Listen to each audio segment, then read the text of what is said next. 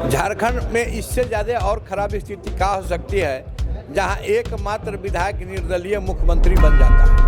हम जब सरकार में आएंगे, हम अपना बात करते हैं तो हम महिलाओं के लिए यहाँ पर मेडिकल कॉलेज अलग से खोलेंगे, महिलाओं के लिए डेंटल कॉलेज अलग से खोलेंगे, हम महिलाओं के लिए इंजीनियरिंग कॉलेज अलग से खोलेंगे, महिलाओं के रोजगार के लिए IT सेक्टर के कंपनी को यहाँ लाएंगे। इस बात को महसूस करती है राष्ट्रवादी कांग्रेस पार्टी कि झारखंड के एक आम आदमी को उसका हक मिलना चाहिए और आम आदमी के जीवन में एक समृद्धि आनी चाहिए।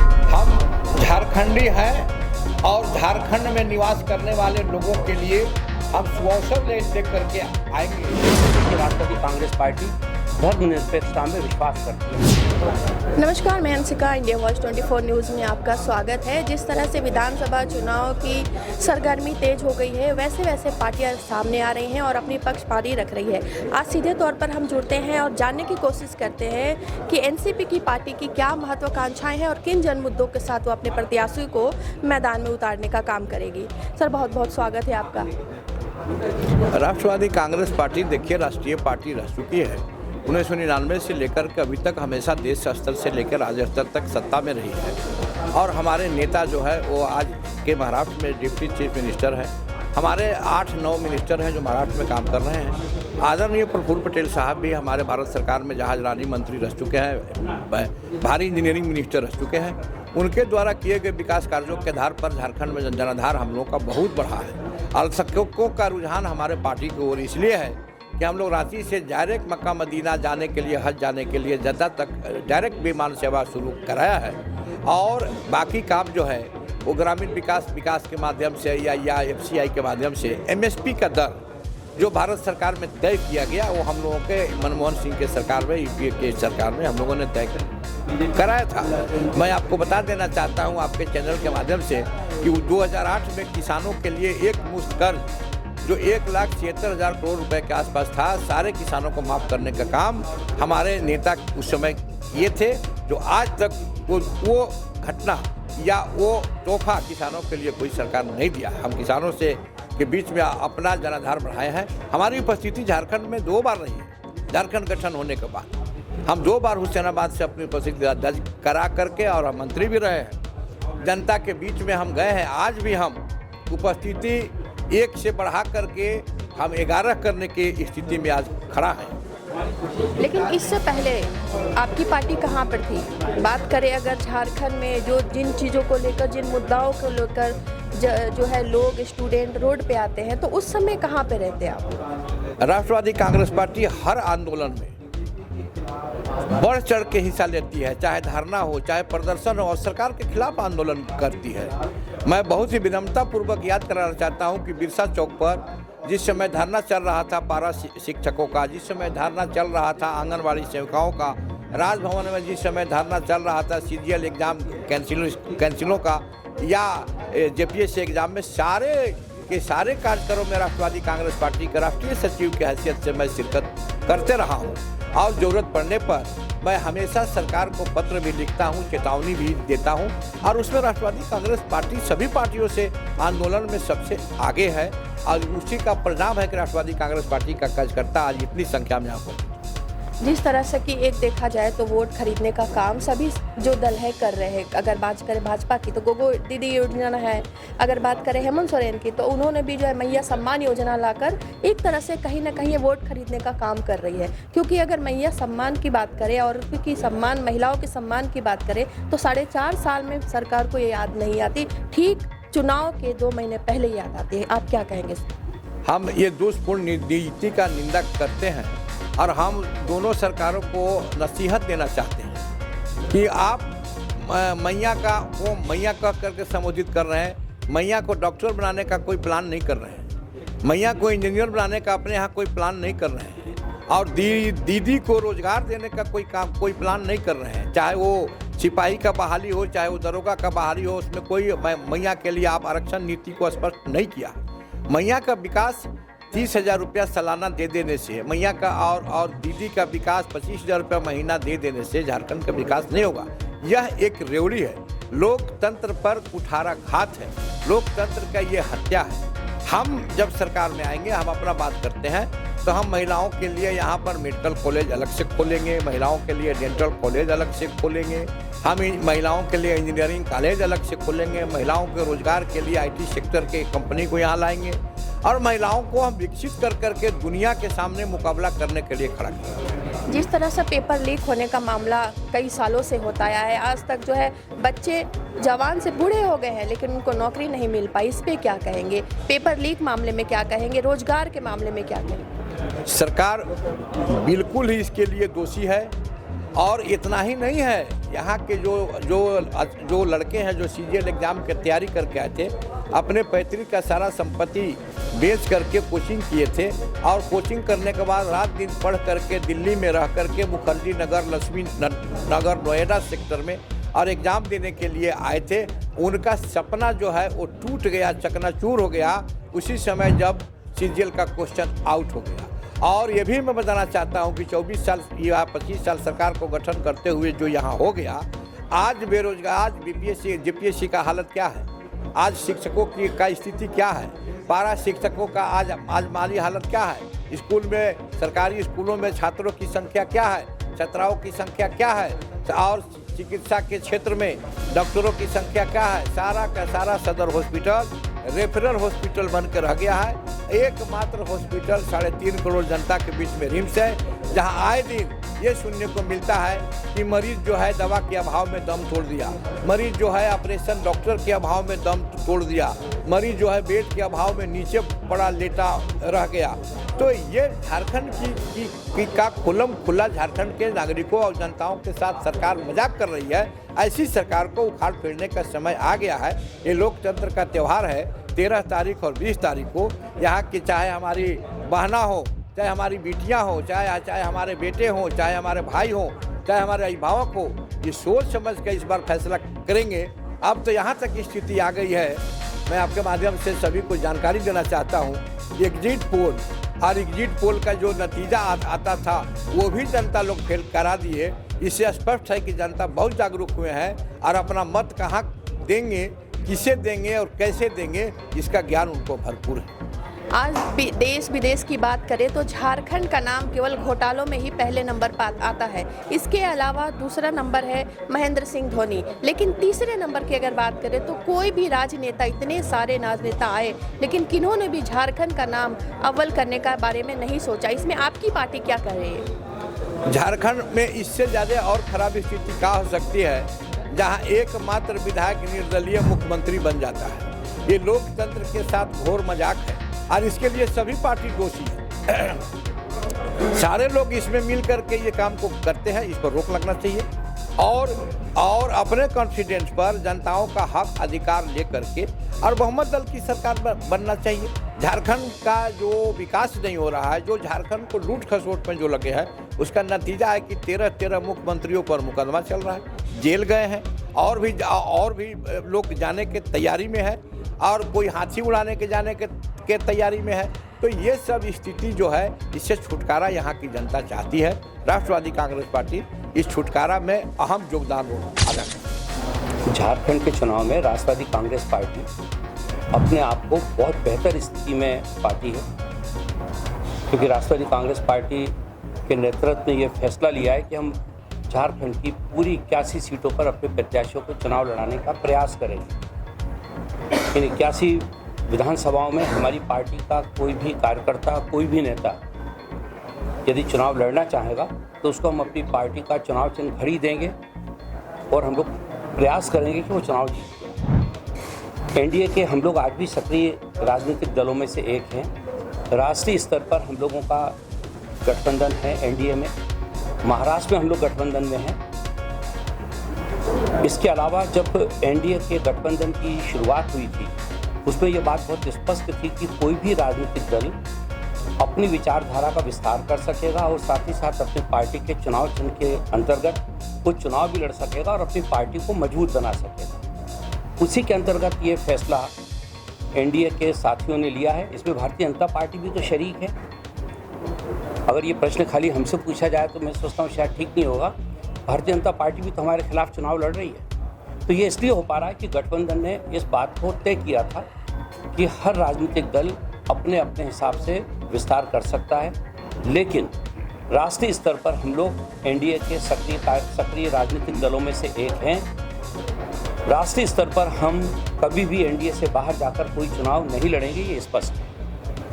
किन चुनावी मुद्दों को लेकर आप चुनाव में उतरेंगे? क्या मुद्दा रहेगा जन मुद्दा? देखिए कि झारखंड में राजनीति के बहुत मुद्दे हैं। सबसे पहला मुद्दा तो यही है कि जिन उद्देश्यों को लेकर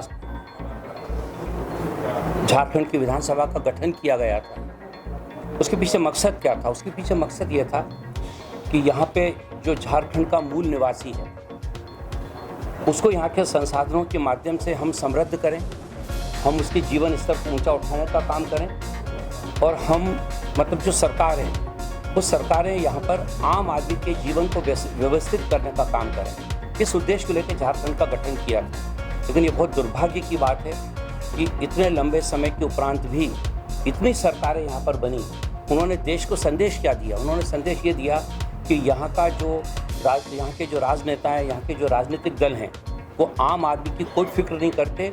उनके दिमाग में सिर्फ ये है कि वो अपने आप को कैसे मजबूत करें और कैसे इन संसाधनों के माध्यम से वो अपने आप को करोड़पति बनाएं। यही कारण है कि बहुत सारे लोग आज जेल में पड़े हुए हैं। तो ये संदेश क्या था? हम इस बात को महसूस करती है राष्ट्रवादी कांग्रेस पार्टी कि झारखंड के एक आम आदमी को उसका हक मिलना चाहिए और आम आदमी के जीवन में एक समृद्धि आनी चाहिए। उसका जो उसका जीवन है उसका स्तर ऊंचा उठना चाहिए। इन्हीं बातों को लेकर राष्ट्रवादी कांग्रेस पार्टी यहाँ मैदान में है। हम इन्हीं मुद्दों पे बात करेंगे।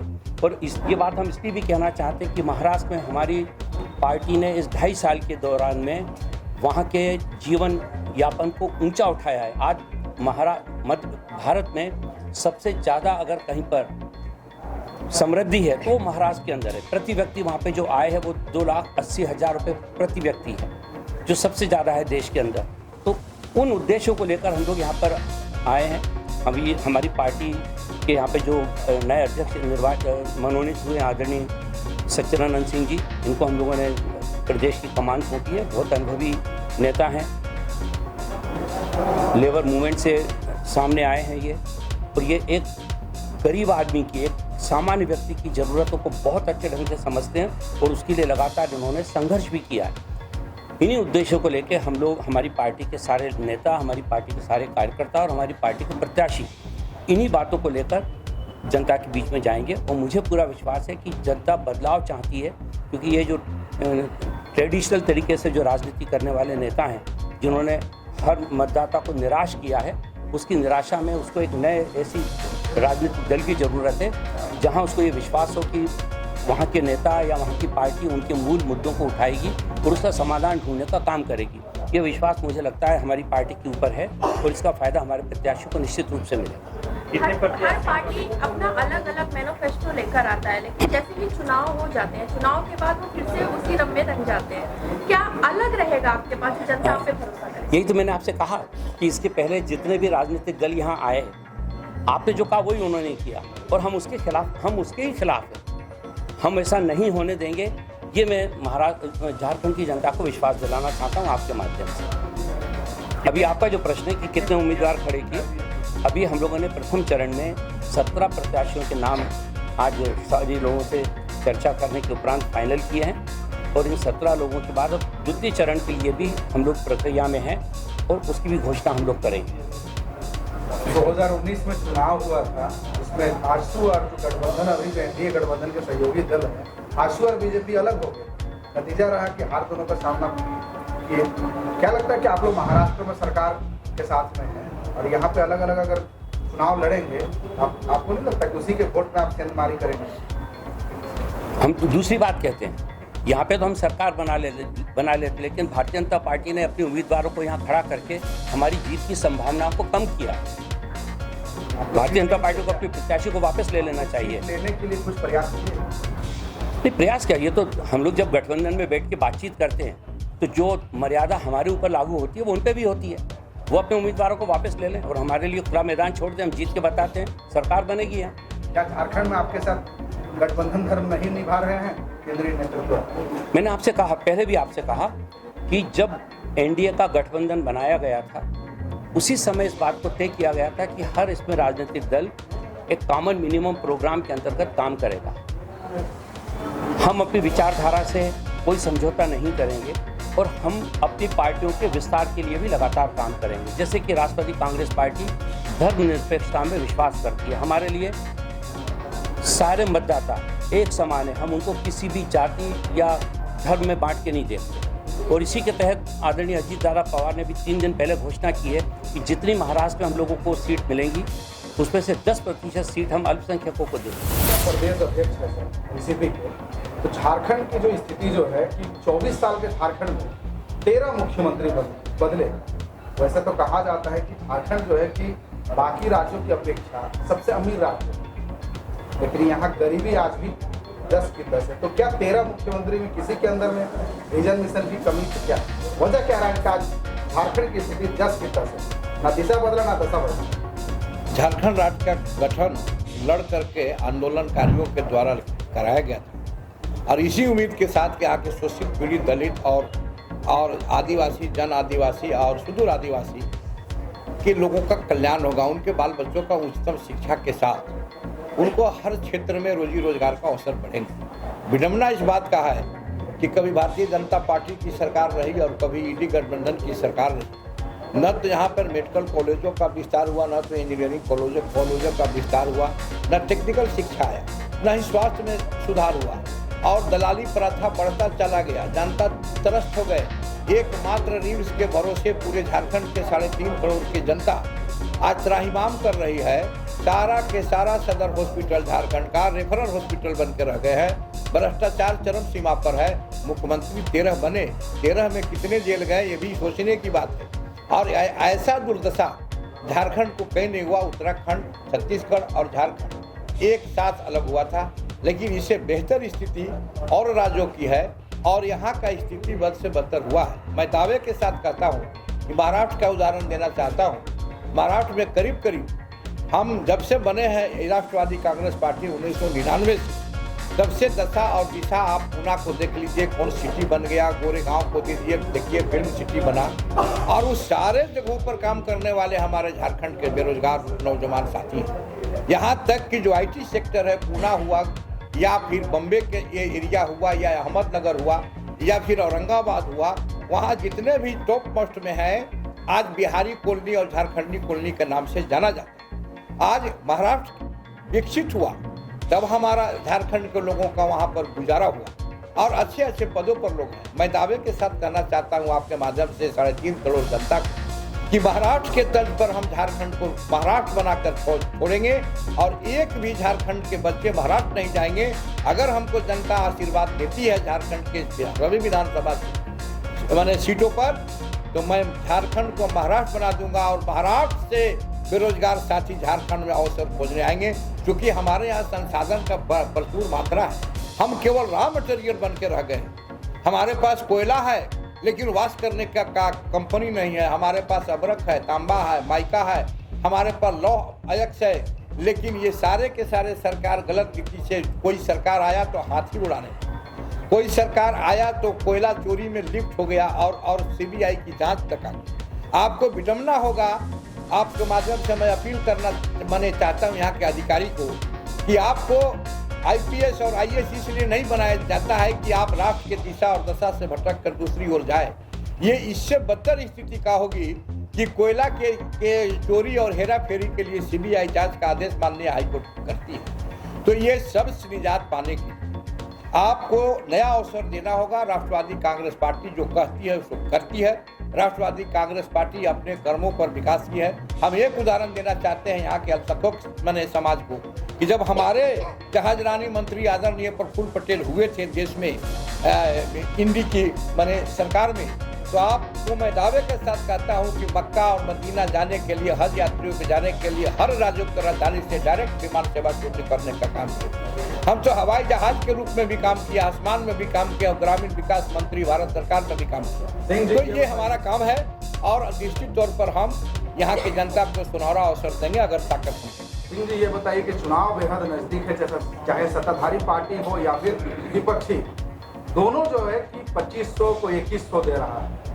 तो राज्य की महिलाओं को जाहिर सी बात है कि सशक्त कर रहे हैं, लेकिन सिर्फ महिलाओं और बेटियों को सशक्त करने से क्या राज्य चल जाएगा? अब राज्य के जो भैया हैं, युवा है, वो कहाँ जाए?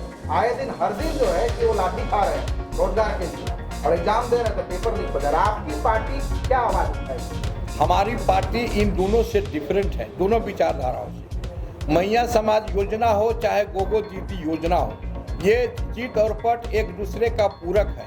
ये अजुड़ा कर रखना चाहते हैं, रेवड़ी बांट करके यहीं तक मैया को और गोगो दीदी को रोक कर रखना चाहते हैं। हमारा मिशन है कि देश और दुनिया आईटी सेक्टर में चल रहा है। हम जब सरकार में आएंगे तो आईटी सेक्टर का रोजगार खोजेंगे। आईटी सेक्टर का यहाँ पर जिस तरह से आज बंगलोर विकसित हो गया है, उस तरह से हम झारखंड को विकसित लेकर जाएंगे। एक भी बेरोजगार बिना रोजगार के नहीं रहेंगे। और ये भी हम दावे के साथ कहते हैं कि पब्लिक सेक्टर का जो यहाँ पर रुझान आया था, जो बहुत पहले से खोला गया था, एचईसी का दशा और दिशा बिगड़ गया, कोल इंडिया बंद होने के कगार पर है, सारा का सारा काम आउटसोर्सिंग में है। भेल और गेल ये दोनों कंपनियां जो है आपस में रो रही है।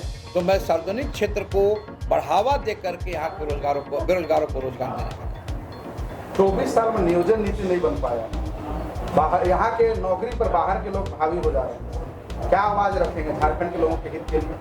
हम झारखंडी हैं और झारखंड में निवास करने वाले लोगों के लिए हम सुअवसर ले करके आएंगे। ये बहुत ही दुखद घटना है कि जब जो लड़के तैयारी करके आ रहे हैं, पढ़ के आ रहे हैं, अपने पैतृक संपत्ति को कोचिंग के माध्यम से जाके दिल्ली में, कोटा में और बंगलोर में, राजस्थान में सारा पूंजी गंवा के आ रहा है। मेहनत से जब वो लड़ाई लड़ने आ रहा है अपना रात दिन खून पसीना एक करके, तो पेपर ही लीक हो जा रहा है। इसके लिए दोषी वही लोग हैं जो 24 सालों में 13 को मुख्यमंत्री बदल गए हैं। हम आप दावे के साथ कर रहे हैं कि हमको शासन मिलेगा तो ये सीरियल के एग्जाम हो, चाहे वो जेपीएससी का एग्जाम हो, चाहे बीपीएससी का एग्जाम हो, चाहे यूपीएससी का एग्जाम हो, चाहे और भी एग्जाम हो, टीचर का हो, निश्चित समय पर होगा। वैकेंसियाँ कहीं भी सरकार में रिक्त नहीं रहेगी। इसको हम लोग अवसर के रूप में, चुनौती के रूप में